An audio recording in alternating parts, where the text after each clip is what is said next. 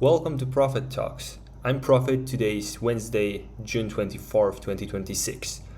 It's been a while since the last video as we've been traveling pretty extensively and it's quite difficult to actually make those videos between the tight schedule that we had and also the 14-hour jet lag that hit us really hard.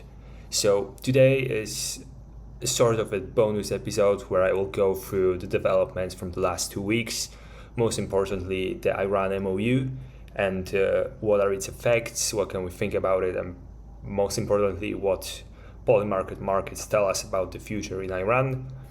Then we'll focus on the UK politics because on Monday we learned that Keir Starmer has resigned from office finally, and now we have let's say an open field for the next Prime Minister. And finally, I'll present a bit the Hive World Cup that I'm covering as part of Profit Notes.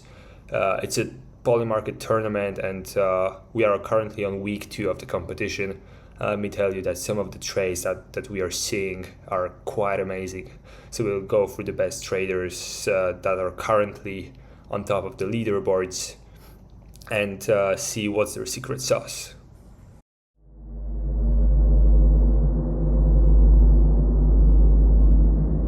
Starting with the most important global event this year, which is US-Iran war.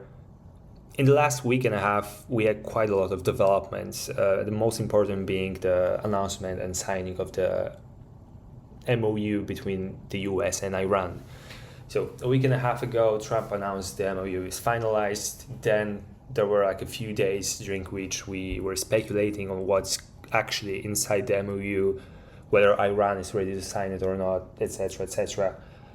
Long story short is that both sides supposedly signed the MoU, and after a week or so, the final text was also released, and there, no shocker, there was no like real hard clauses or real achievements, despite what the Trump administration is trying to sell us. So the only real clause that has any weight is Iran agreeing to never produce or procure a nuclear weapon. It's no shocker as they have a fatwa themselves that they don't really want to do it. So agreeing to that was quite easy. And other than that, in the MoU, we have some high-level agreements about what some things can look like in the future, how can some discussions look like in the next 60 days, as this is the period that the MoU specifies is required to reach the final deal. We also have the announcement that the war is over on all fronts, including Lebanon, and that the Strait of Hormuz should be open pending mine clearing and the US also unblocking Iranian ports.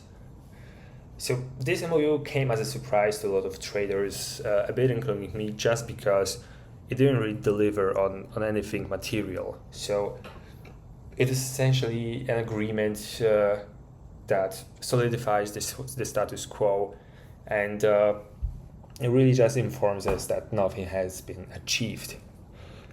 That being said, thanks to some of the clever wording inside the MoU, including end of the war on all fronts, most of the deal markets on Polymarket resolved to yes. So the ceasefire extension, the permanent peace deal market, they all resolved to yes despite no real developments happening on the ground. However, starting now, we have a way more tight market, which is US-Iran final nuclear deal. And here we have very extensive rules that pretty much specify that any deal to qualify as final must put real limits on Iranian nuclear program. They must be measurable against the benchmark, and the full text of the deal needs to be released for the deal to actually count. And as you can see, these rules did change a lot because, like, before, a lot of people bet on the text of the MoU being loose but very precise in a few aspects, just for Trump to have a proper selling point when he talks about a deal. Now that we have rules that are very tight, you can see that traders give really low chances that we'll achieve anything in the next 2.5 months. So By end of June, there is only 1% chance there will be any final deal. By end of July, it goes up only to 5%, which is virtually impossible to happen. Then we have the August 13 deadline, and this is the first one that is actually interesting. August 13 is 60 days after the announcement of the MoU, and this is supposedly a date on which the final agreement should happen, or by which the final agreement should happen. And as you can see, traders now give 14% chance it will happen, suggesting that they really have low faith that any progress can be made by that time. I tend to agree with this assessment. You can also see that there is really no volatility on the market despite 65,000 in volume. And this is also a story that repeats on even further deadlines, because at August 18, we have 22% chance of a deal, which is also extremely low, and we also have no volatility at all. And by the end of August, we have 24% chance of a deal. So to sum this all up, what these traders here are actually forecasting is that during this next 2 months, a real deal cannot be achieved. However, they do think that negotiations can go on post the 60-day deadline that was put into the MoU, and that both parties would probably continue their negotiations into the future. We really do lack any further strikes, because it will be interesting to understand what traders think about the deal by, for example, end of year. This is, or by midterms, so by the first week of November. These two strikes would be more interesting because midterms is a date before which Trump should want to have some kind of success that he wants to announce. And the end of year is just a market that gives us a wider perspective on the issue. But lacking that,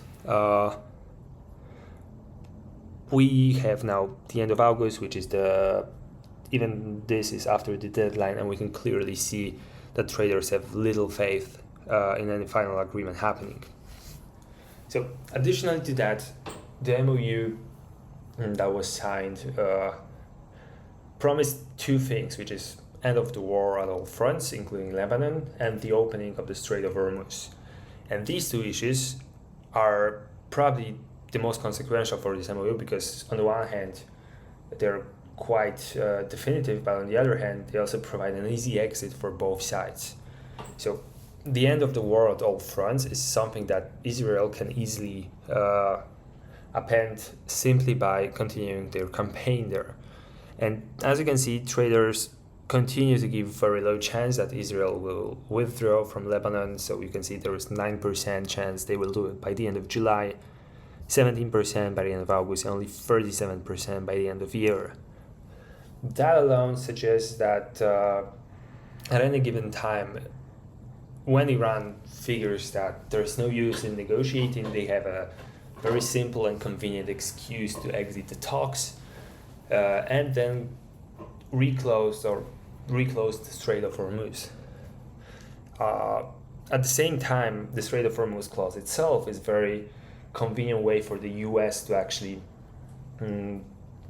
also close down the Strait of Hormuz from their side and exit the negotiation, because the clause there promised that if the US lifts the blockade of a port, then Iran should also lift the closure of the Strait of Hormuz, and traffic should return to normal pending some mine clearance and maintenance work, etc., etc. So on the one hand, we have Israel in Lebanon, that is an easy exit for the negotiations. And on the other hand, we have the Strait of Hormuz, which is still not up to normal traffic or even half of normal traffic. Despite the promises, we can see on the Port Watch, which is a resolution source for the Polymarket market, that the best day was June 20th last week, and there we had like 35 ships crossing, and this is the top because like in the previous days it went lower, and then on Sunday we had a total of 5 ships crossing the strait. So this also is a convenient exit from the deal, because obviously there is a clause that has not been satisfied. So what do I think about everything that's been presented? I think that the MOU that was signed was done just for like PR purposes for Trump. He needed some early win, something he can present to his voters or to Republican voters on the rallies throughout like July and August, and that's that. Outside of the MOU, I think the real negotiations are still ongoing. They still seem to be on a very early phase, and I do think that despite what we have in the MOU, the campaign in Lebanon will continue, and the Strait of Hormuz will also be mostly closed. It can have some increased traffic as we see here, but I don't really expect it to go beyond like 20 ships on a 7-day moving average in the near future. We'll see more about Iran in the coming days, especially as it becomes more and more clear on what happens both in Lebanon and on the Strait of Hormuz and how both sides react to those developments.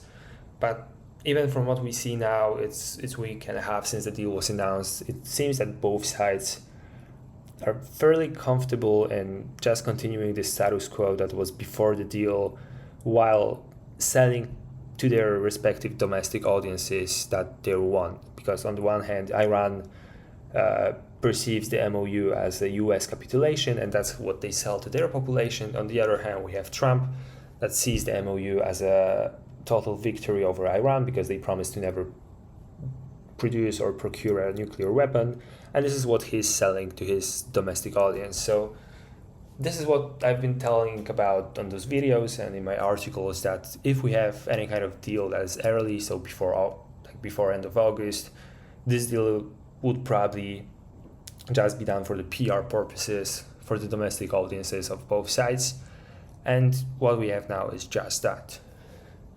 And that's it for Iran today. Let's move on to the UK and the next UK Prime Minister. I don't think there's a lot to talk about when it comes to UK now. What I rather wanted to highlight is that prediction markets, especially Polymarket, pretty much saw this coming for quite some time already. And as you can see, pretty much in the middle of May, it was already clear, looking at the prices on the market, that the next Prime Minister of the UK will be Andy Burnham. This was also, of course, contingent on him winning the Makerfield by-election, but there was little doubt that he will be really challenged there. So, as you can see, pretty much since the end of May, Andy Burnham was a clear favorite to be the next Prime Minister of UK in 2026, with over 50% chance of that happening. And ever since then, it only went up and up. Here, the move from mid-60s up to pretty much the certainty was followed by the Makerfield by-election. Shortly after he won, he confirmed that he will go after the job.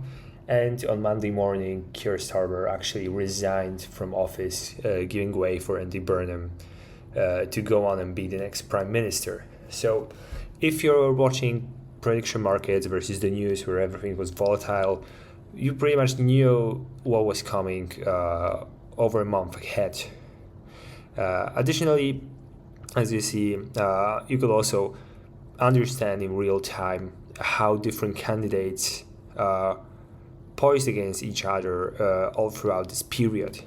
But what will be interesting in the coming days and weeks, and what I will try to focus on during the Sunday video, is who will be in the Burnham cabinet. Because as you can see, Polymarket is so sure that it's Andy Burnham that we already have the market on who will be in the cabinet. And outside of Wes Streeting, who left Keir Starmer, and probably this is his reward, and Ed Miliband, the field is pretty much open. There are no trades yet, and I expect to see a lot more clarity on these markets in the next few days as the situation develops. So rather than analysis, this is just a confirmation that prediction markets do offer good forecasts, and if you're serious about watching global events, you should also use prediction markets as an information tool and also a teaser of what's to come when it comes to the cabinet.